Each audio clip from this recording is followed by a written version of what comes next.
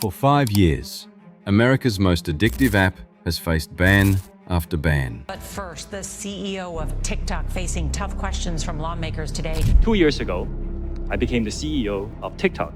Today, we have more than 1 billion monthly active users around the world, including over 150 million in the United States. We want TikTok to be a place where teenagers can come to learn, which is why we recently launched a feed that exclusively features educational videos about STEM. ByteDance is not owned or controlled by the Chinese government. It's a private company. 60% of the company is owned by global institutional investors, 20% is owned by the founder, and 20% owned by employees around the world. ByteDance has 5 board members, 3 of them are American.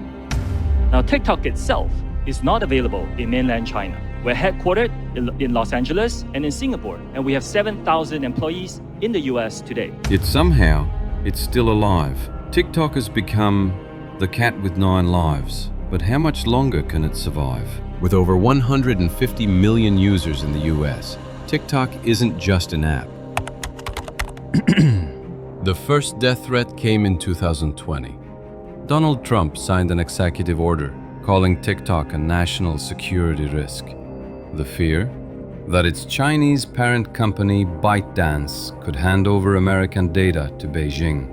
Almost overnight, Microsoft and Oracle circled like vultures, ready to buy TikTok's US operations. But negotiations collapsed, the ban stalled, and just like that, TikTok dodged its first bullet. But TikTok's first real death blow didn't happen in America, it happened in India. In 2020, after deadly border clashes with China, India banned TikTok overnight. Over 200 million users lost access instantly, and the world wondered, was the US next? Fast forward to 2023. TikTok's CEO, Shou Zi Chew, was hauled into Congress for a marathon, 5-hour hearing. Lawmakers grilled him with questions about spying, propaganda, national security. But here's the twist. Instead of TikTok being destroyed, the hearing itself went viral. Clips of confused politicians asking things like, "Can TikTok connect to my home Wi-Fi?" spread across the internet like wildfire. Another life spared. Next came state-level bans. Montana passed America's first law to outlaw TikTok. Montana has become the first US state to ban TikTok. Universities blocked it from campus Wi-Fi. Even government employees were ordered to delete it. But did it matter? Not really. Teens kept scrolling, VPN downloads skyrocketed, and Montana's ban overturned in court.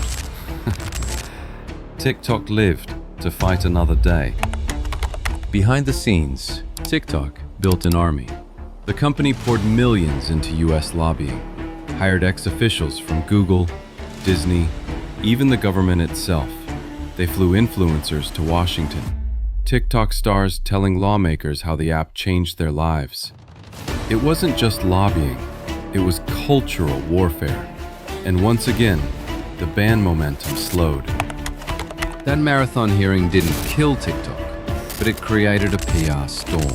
For weeks, news outlets replayed those viral clips, lawmakers stumbling over Wi-Fi and algorithms. Mr. Chew, does TikTok access the home Wi-Fi network?